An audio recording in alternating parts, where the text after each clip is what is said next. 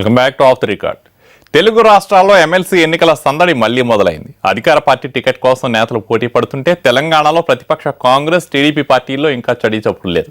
టికెట్లు ఎవరికి దక్కుతాయో కానీ ఖమ్మం జిల్లాలో మాత్రం రాజకీయం ఓ గ్రానైట్ వ్యాపారి చుట్టూ నడుస్తోందట.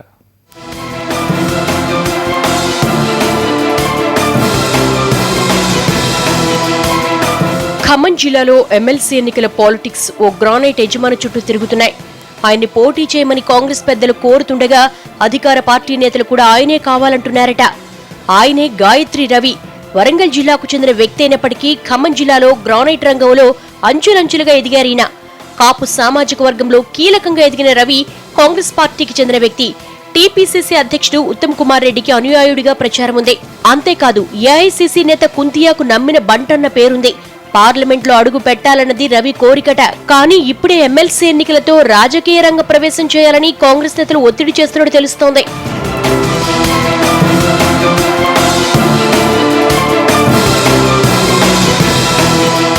ఖమ్మం జిల్లాలో జరగబోయే స్థానిక సంస్థల ఎమ్మెల్సీ ఎన్నికల్లో అధికార పార్టీ టీఆర్ఎస్ కు ఓట్ల సంఖ్య చాలా తక్కువగా ఉంది.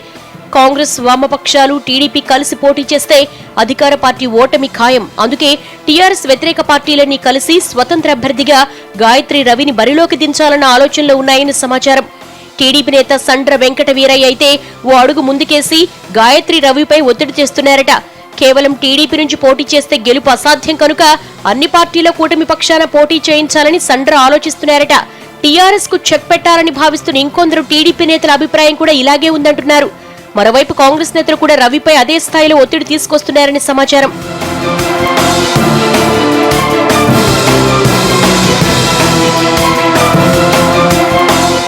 టీడీపీ, కాంగ్రెస్ ప్రయత్నాలు ఇలా ఉంటే అధికార పార్టీ నేతలు సైతం రవిని తమ వైపు తిప్పుకోవాలని చూస్తున్నట్టు తెలుస్తోంది.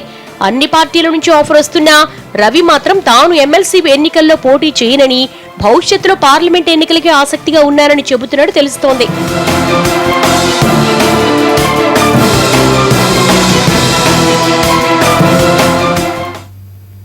ఆఫ్ ది రికార్డ్ లో